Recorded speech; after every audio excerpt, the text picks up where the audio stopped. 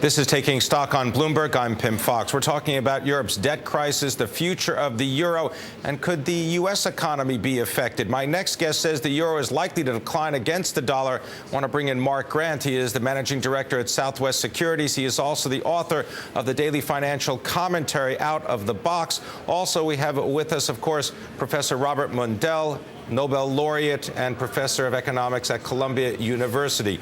Mark Grant, you've been listening to the commentary about the future of the euro. I want to get your perspective on Mario Draghi coming in perhaps as the next president of the European Central Bank on June the 24th. Do you think that he will make a difference as the head of the ECB? Yes, I do, Pimm. You know, Mario is a MIT-trained economist. He taught at Harvard. Very thoughtful, more of an academic type. Certainly less aggressive than Trichet was, but I think he'll be a very good leader for the ECB.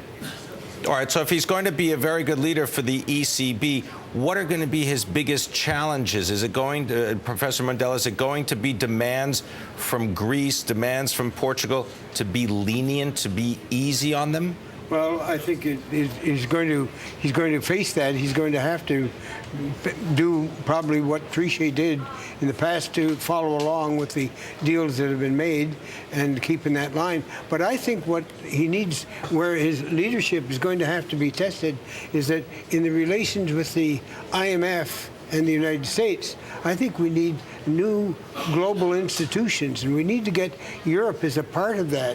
Europe is sluggish on doing anything globally because there's no European government, there's no European Secretary of the Treasury, and the de facto one could be a leader at the European Central Bank, could fill in the role and play part of that role if he is the leader and can see something. You know, we don't have any global fiscal institution. We have a global monetary institution, but we don't have a global monetary system anymore. It broke up into monetary nationalism, each country more or less on its own in this bank. So we need to get structuring at the global level as well, and that would help Europe out too.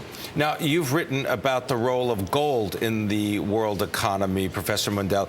Do you think that we're going to see any kind of return to the gold standard? Nothing like the gold standard that existed before 1914.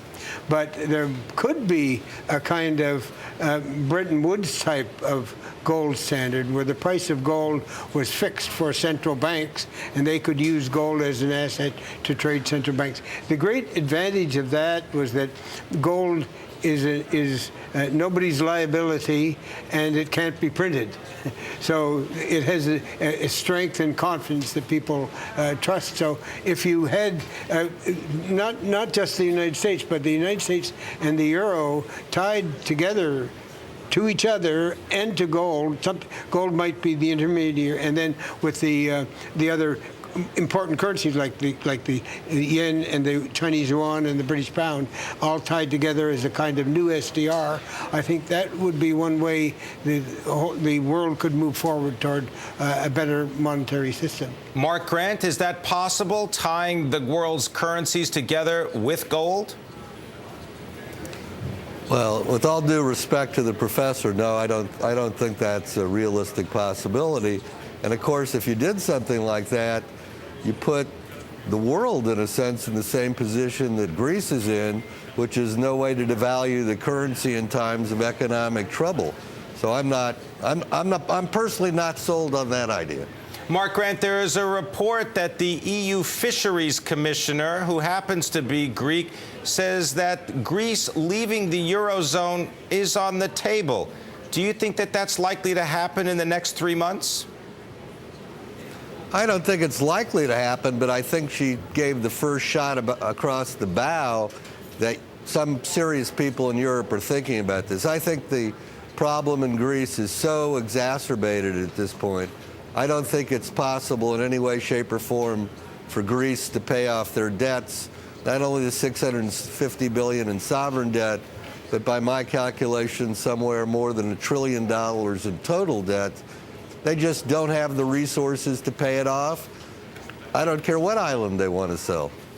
Professor Mundell, I'll give you about 30 seconds here.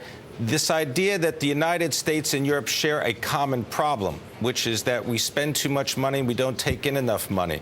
Should the United States be more concerned than it is?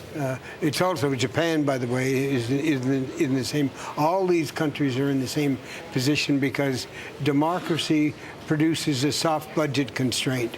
And that's what it's proved to be in the post-war period. I think we'll probably muddle through this crisis, but it's serious now for the United States, and the United States has to work hard to avoid that problem. I want to thank you very much, Professor Robert Mundell, Nobel laureate, economics professor, Columbia University, Mark Grant, Southwest Securities. Thank